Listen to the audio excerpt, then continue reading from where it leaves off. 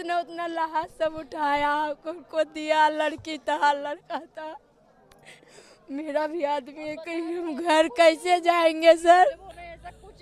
और ये पूरे विश्व का सबसे बड़ा मेला माना जाता है कुंभ मेला, क्योंकि ये एक ऐसा मेला है जिसमें जितने भी धर्म है संसार में सबसे बड़ा धार्मिक मेला है यह कुंभ मेला। और इस मेला में करोड़ों की संख्या में लोग जाते हैं। इस बार ही अंदाजा है कि 40 से 45 करोड़ लोग इस मेला में घूमने जाएंगे। तो 29 तारीख को लगभग संख्या बताया जा रहा है कि 4 से 5 करोड़ लोग यहाँ पे गए होंगे। और उस दौरान भगदड़ मच गया था। ये भगदड़ कैसे मचा और कितने लोग इसमें खो गए, कितने लोगों की जान गई, एक एक चीज बताएंगे। बस वीडियो पर अंत तक बने रहिए। चलिए सबसे पहले यह जानते हैं कि वो 29 जनवरी खास अमृत स्नान करने के लिए गए हुए थे। 29 तारीख को सभी लोग परिवारजन में कोई 5 लोग गया, कोई 7 गया, तो कोई 2 गया, तो कोई 10-10 लोग भी गए। इसी परिवार में एक लोग बिछड़ गया, अभी तक नहीं मिल रहा है। किसी का बेटा खो गया, माँ विलाप कर रही है कि हमारा बेटा कब मिलेगा। कई महिलाएं अपने पुत्र को खोने के बाद रो रही है। ये भी नहीं बता रहे किस अस्पताल में किस जगह जो घायल हुए हैं वो कहाँ गए, जिसकी बॉडी कहाँ गई वो भी तो दे दे पब्लिक को, भी जाके अपना देख लेंगे। कुछ सही से बोल ही नहीं रहे हैं, बस मोबाइल पे डाल दे रहे हैं, पता लगेगा फोन कर देंगे, नंबर ले रहे हैं, जिसके पास जो यही कर रहे हैं बार बार। कम से कम पता तो बता दो, हाँ कहाँ गए हैं मेरे मरीज, हम जाके उसमें देख लेंगे मेरी है कि नहीं है उसमें। लेकिन ऐसा कुछ कर ही नहीं रहे हैं। बताओ 2 बजे रात से 2 बज गया। हम प्रयाग स्टेशन भी गए कि मान लो गलती से चली भी गई होंगी, वहाँ मैं छोटा स्टेशन गई, बड़ी स्टेशन में मैं पैदल टहल रही हूँ रात से। ऐसा कोई करता है? कई लोग यह सोचकर परेशान है कि आखिर हमने ये मेला में क्यों आया, और आया भी तो इसी दिन को क्यों चुना, कोई और दिन भी तो हम चुन सकते थे। तो आप भी अगर महाकुंभ मेला जाना चाहते हैं 2025 वाला, तो प्रयागराज जाने से पहले आप यह सोच लें कि हमको अमृत स्नान वाले दिन नहीं जाना है, क्योंकि 45 दिन ये मेला चलेगा। 13 जनवरी को शुरू हुआ था, 26 फरवरी तक रहेगा। इस दौरान आप किसी भी दिन जाके स्नान कीजिए। हर दिन गंगा यमुना सरस्वती का जो संगम है वो शुद्ध ही रहेगा, पवित्र ही रहेगा। आप किसी भी दिन जाके स्नान कर लीजिए शांति ढंग से, ताकि आपके परिवार का कोई व्यक्ति खो ना, किसी का जान ना जाए, ये ख्याल रखिए। तो यहाँ पे बहुत सारे लोग गए थे उस दिन 29 तारीख को, और करोड़ों का भीड़ था। उस करोड़ों के भीड़ में होता क्या है कि भगदड़ मच जाता है। इतना भयानक भगदड़ मचता है, इतना भयानक भगदड़ मचता है कि लोग तितिर बितिर हो जाते हैं। कई लोग 4-5 रहते हैं तो एक एक व्यक्ति अलग हो जाते हैं। एक इधर चला जाता है, एक उधर चला जाता है, एक उधर चला जाता है। मतलब घाट पे जब स्नान के लिए उतरता है ना, तो जगह से ठीक जाता है स्नान करने के लिए। जब रिटर्न आता है तो ना वहां पे उसका जो व्यक्ति सब रहता है, ना कपड़ा रहता, ना ही और कोई सामान रहता, बिछड़ जाता। मोबाइल तक भी रख के जाता तो मोबाइल गायब हो जाता है। तो इस प्रकार का कुछ हो रहा है वहां पे। सरकार का व्यवस्था थोड़ा सा खराब था, जिसके वजह से इस तरह का घटना हुआ। शायद और बेहतर व्यवस्था करते तो ये भगदड़ नहीं मचता। भगदड़ की शुरुआत कैसे हुई ये ध्यान से समझिए। देखिए ये जो रास्ता है इसका नाम है अखाड़ा रोड। यहाँ पे साधु महात्मा सब इसी रास्ता से आते और इस संगम में डुबकी लगाते। गंगा यमुना सरस्वती 3 नदियों का मिलन होता है प्रयागराज के इस जगह में, और इसी जगह 144 साल बाद यानी 12 पूर्ण कुंभ के बाद यह मेला आता है। इस बार का जो मेला लगा हुआ, यहीं पे साधु सब, नागा साधु और भी ऋषि मुनि स्नान करते हैं, और स्नान करने के बाद वो पवित्र हो जाते हैं, ऐसा कहा जाता है। सबसे पहले यहाँ पे एकदम गोधूली बेरा में भगवानों का स्नान होता है, ऐसा माना जाता है। उसके बाद साधु महात्मा करते हैं, उसके बाद आम लोग करते हैं। तो आम लोग का रास्ता ये सब था, और इस प्रकार का देख रहे हैं लगभग 20 से 30 पुल बनाया गया है इस बार, ठीक है, गंगा नदी के ऊपर। तो यही सब वो पुल है। तो इधर से भी आदमी आते हैं, इधर से भी आते हैं, इधर से भी आते हैं, इधर से भी आते हैं, और इधर से भी। यानी कि इस नदी में नहाने के लिए कई जगह से सैकड़ों रास्ता है यहाँ पे आने का। तो यहीं पे अखाड़ा रोड से आ रहे थे साधु महात्मा सब। जब यहाँ पे देखे कि लाखों आदमी का जत्था लगा हुआ एक ही जगह, सब एक दूसरे को ढकेल रहे हैं, आने जाने का प्रयास कर रहे हैं, तो जो साधु महात्मा है वो वापस चले आते हैं अपने कुटिया आश्रम की ओर। और उसके बाद वो सब डर जाते हैं कि इस भीड़ में जाएंगे तो हम लोग भी दब के मर ना जाए, साधु सब सोचते हैं। और जिसका डर था वही हुआ।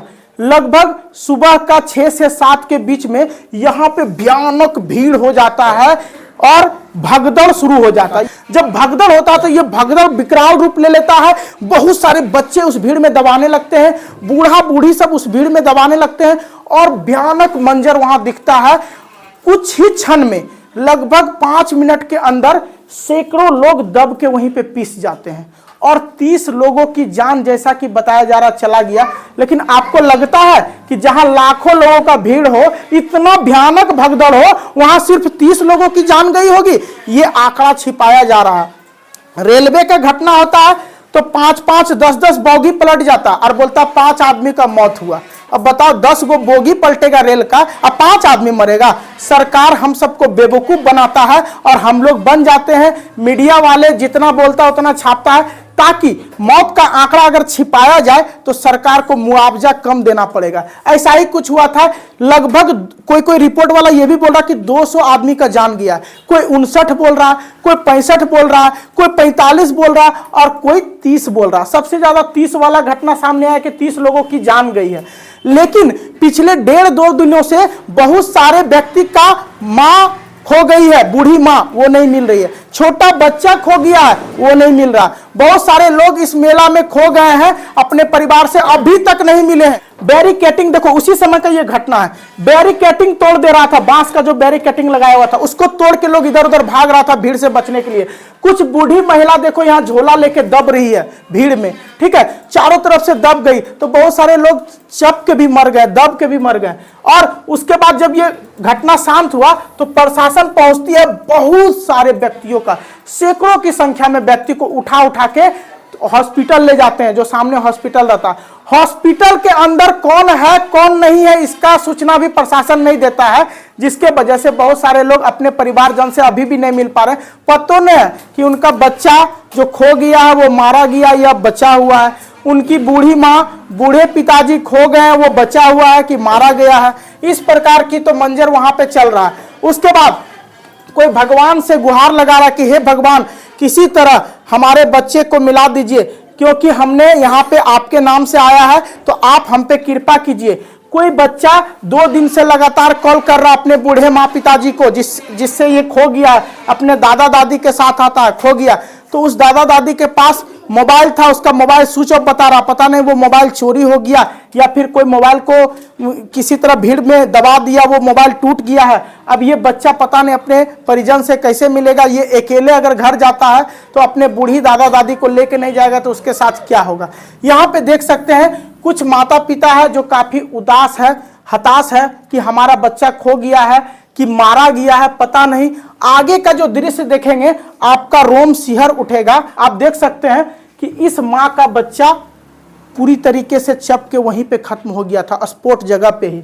और ये माँ अपने पति, ये जो महिला है अपने पति का लाश को लेके जा रही है, कुंभ में स्नान करने आई और उसके बाद अपने पति को लेके जा रही है। इधर आप देख रहे हैं कोई महिला विलाप कर रही है पिछले 2 दिन से और उसका पति, उसका भाई उसको सांत्वना दे रहा है क्योंकि इसका बच्चा खत्म हो गया है। और इस दौरान जब इस तरह का घटना हुआ ना तो 5 पवित्र दिन है। कहा जा रहा है कि इस महाकुंभ में 5 ऐसे दिन है जिस दिन अमृत स्नान होगा, जिसको शाही स्नान भी कहते हैं। इस बार का कुंभ मेला 45 दिन का है और इस 45 दिनों में 5 ऐसे दिन है जो अमृत स्नान के नाम से जाना जाता है। पहला है 14 जनवरी मकर संक्रांति का दिन, दूसरा है 29 जनवरी मौनी अमावस्या का दिन। ये 2 दिन तो पार हो गया, अब बचे हैं 3 दिन। सरकार को अब डर लग रहा है कि जिस प्रकार मौनी अमावस्या 29 तारीख को घटना हुआ भगदड़ वाला, कहीं आगे भी ना हो।